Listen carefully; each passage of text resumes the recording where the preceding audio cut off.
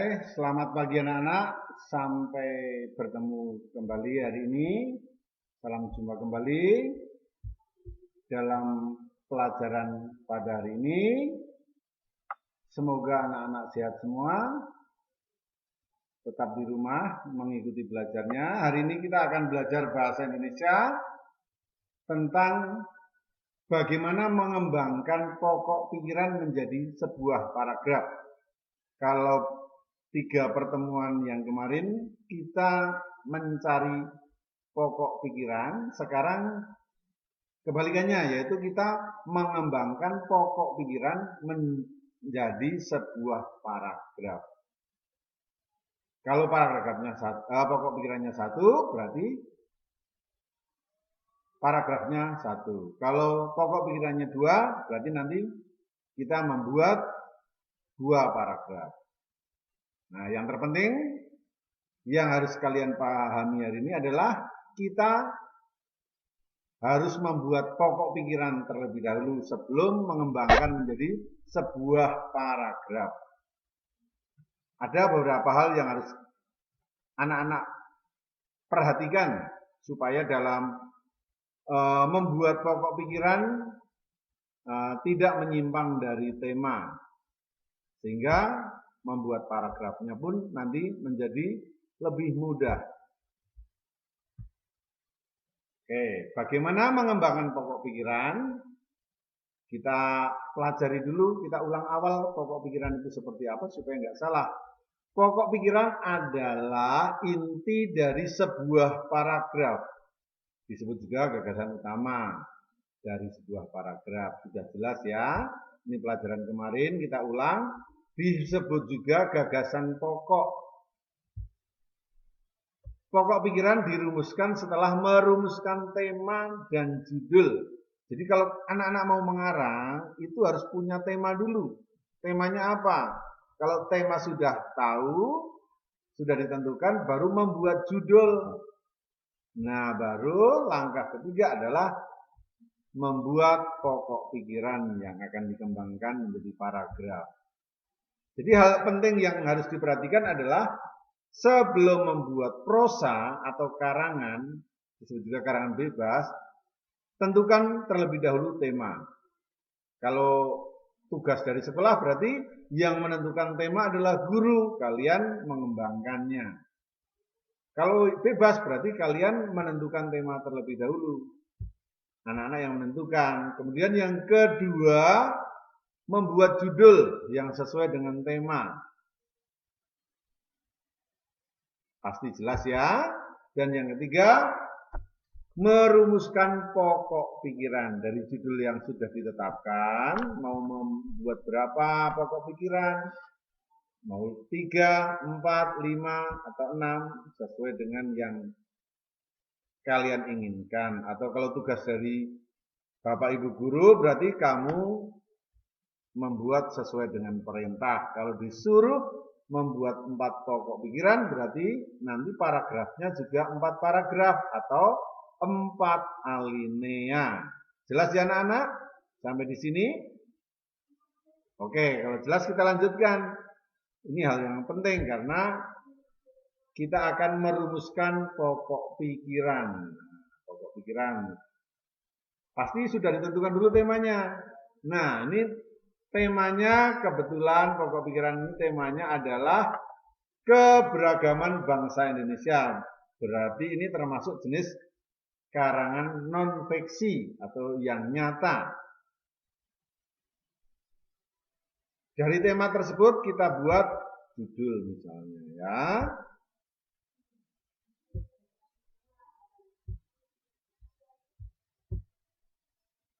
Nah, dari tema tersebut judulnya misalnya kekayaan negeriku. Anak-anak, judul kekayaan negeriku itu bukan wajib. Misalnya ini Pak Guru tentu saja memilih ini. Misalnya kalau anak-anak memilih judul yang lain itu bebas. Asal tidak menyimpang dari keragaman bangsa Indonesia. Karena temanya tentang keberagaman. Ya.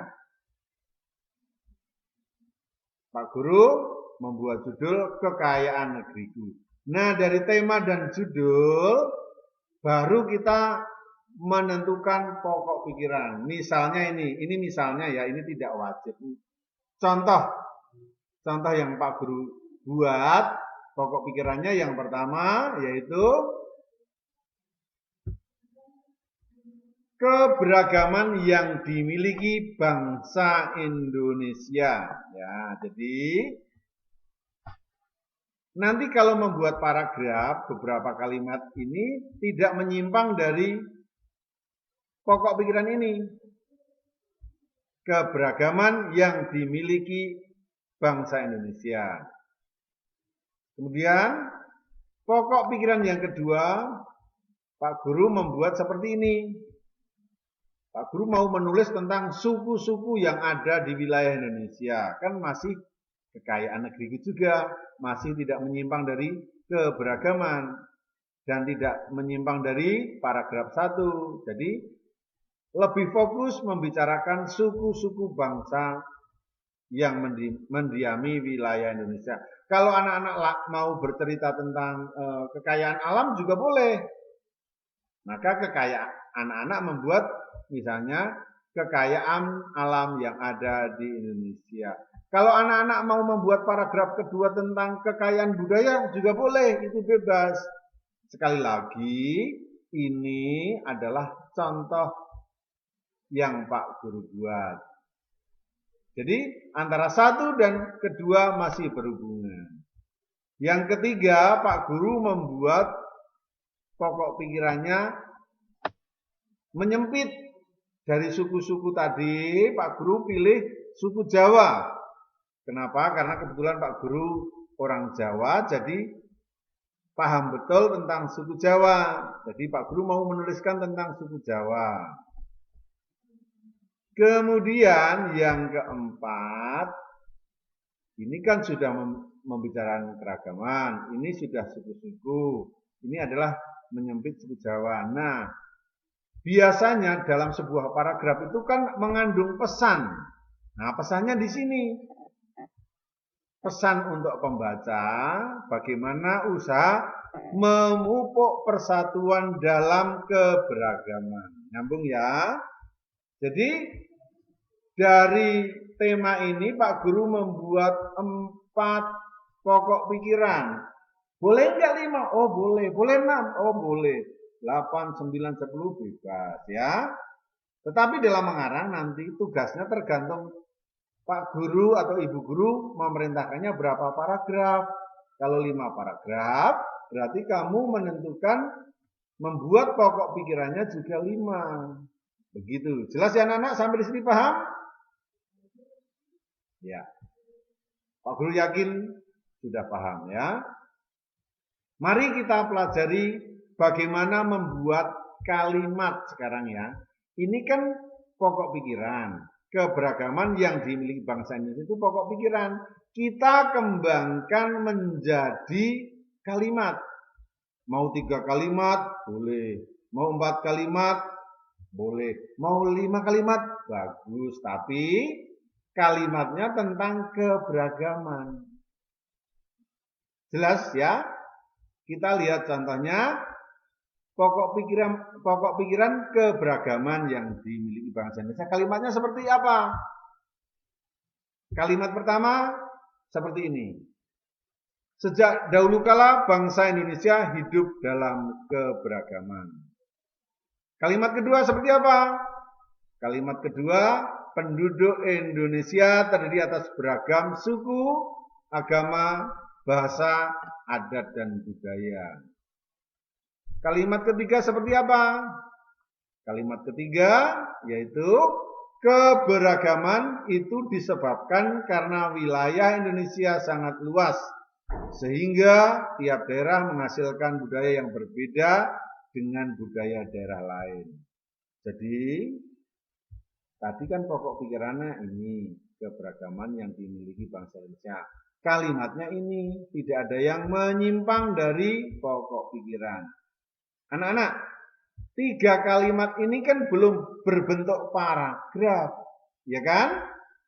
Karena ketentuan paragraf itu setelah titik dilanjutkan tidak pakai nomor. tidak pakai angka. Dan ketentuan yang mutlak adalah kalimat pertama ditulis masuk ke dalam. Ini kan masih sejajar semua. Nah, 3 kalimat ini disatukan menjadi paragraf seperti apa? Inilah hasilnya. Sejak zaman dahulu tetap di pertama, tetapi ditulis masuk. Nah, ini hasilnya. Jelas ya? Sejak dahulu kala bangsa Indonesia hidup dalam keberagaman. Kalimat kedua, penduduk Indonesia terdiri atas beragam suku, agama, bahasa, adat, dan budaya. Keragaman itu disebabkan karena wilayah Indonesia sangat luas sehingga tiap daerah menghasilkan budaya yang berbeda dengan budaya lain. Inilah paragraf. Cirinya masuk ke dalam, menjorok ke dalam ya. Nih, di sini cirinya. Ciri yang kedua, di sini sampai tepi. Jangan hanya sampai sini pindah bawahnya, tapi sampai tepi. Setelah titik dilanjutkan, ya, bukan di bawahnya. Karena ini satu paragraf. Paham ya anak-anak? Oke, kita lanjutkan pokok pikiran yang kedua tadi apa? Nah, pokok pikiran yang kedua tadi adalah suku bangsa yang ada di Indonesia. Maka kalimat ini hanya membicarakan contoh-contoh suku bangsa yang ada di Indonesia. Tidak menyimpang dari suku bangsa ya. Kalimatnya seperti apa yang Pak Guru buat? Seperti ini ya. Yang pertama adalah suku bangsa yang ada di Indonesia tersebar dari Sabang sampai Merauke. Ini kalimat awalnya. Kalimat intinya. Yang kedua, ada suku Batak, suku Alas, dan suku Minang di Sumatera. Ini membicarakan suku yang di Sumatera. Yang ketiga, ada suku Toraja dan suku Bugis di Sulawesi. Ini membicarakan suku di Sulawesi. Ini tidak menyimpang karena Sulawesi, Sumatera kan masih di Indonesia. Berbeda dengan misalnya kamu menyebut suku yang ada di Filipina. Nah, itu nanti menyimpang dari pokok pikiran ini. Dan yang keempat, kalimat keempat langsung menyimpulkan karena misalnya Pak Guru nggak mau membicarakan terlalu banyak, kan masih ada di Papua, masih ada yang suku-suku di Jawa, yang di Kalimantan. Karena Pak Guru tidak mau repot terlalu banyak, maka langsung ditarik kesimpulan dengan seperti ini. Masih banyak suku lain yang mendiami pulau-pulau di Indonesia. Kalau sudah ditutup kayak gini, jangan membicarakan suku lagi di Jawa, di Kalimantan, karena sudah ditutup dengan kalimat masih banyak lagi suku-suku lain ya. Ini 1, 2, 3, 4 belum menjadi paragraf, maka disusun menjadi paragraf, hasilnya seperti ini. Nah, inilah kalau sudah disusun menjadi paragraf, bentuknya menjadi seperti ini. Kalau sudah tidak muat baru di bawahnya, kalau sudah titik dilanjutkan. Tidak ada tempat yang kosong kalau belum. Ini hanya sedikit karena memang tidak muat ya. Nah, jadi tidak ada ruang kosong. Ruang kosongnya hanya permulaan paragraf ini. Kita lanjutkan yang ketiga. Tadi pokok pikirannya suku Jawa. Nah, menyempit menjadi suku Jawa. Jadi yang dibahas hanya suku Jawa karena pokok pikirannya suku Jawa merupakan suku terbesar atau terbanyak. Kalimatnya seperti apa? Yang pertama, berdasarkan data ini ya. Jadi tidak ngawur, tidak asal karena ini karangan non-fiksi. Bukan khayalan tapi berdasarkan data. Jadi berdasarkan sensus penduduk, suku Jawa adalah suku terbesar di Indonesia. Alasannya apa? Alasannya berdasarkan sensus, secara prosentase jumlahnya mencapai 40,2%. Hampir separuh sendiri ya suku Jawa yang ada di Indonesia. Tapi ingat, di Pulau Jawa tidak seluruhnya suku Jawa. Di Jawa Barat itu bukan suku Jawa, tapi suku Sunda, suku Baduy, dan di Banten suku Baduy, dan di DKI Jakarta bukan suku Jawa juga, bahkan banyak suku pendatang ya. Tapi di Jakarta Betawi itu adalah suku yang aslinya, yang pertama mendiami. Kalimat yang ketiga yang masih pokok pikiran suku Jawa adalah suku Jawa merupakan gabungan beberapa suku yang mendiami Pulau Jawa, antara lain suku Osing. Tahu nggak suku Osing? Ini di Jawa Timur, dekat ya di ujung timur Jawa Timur, yaitu Banyuwangi ya. Ada suku Tengger di Jawa Timur juga. Nah, ini suku-suku yang ada di Jawa itu sebenarnya ini suku-suku kecil juga. Nah, setelah menjadi paragraf seperti ini.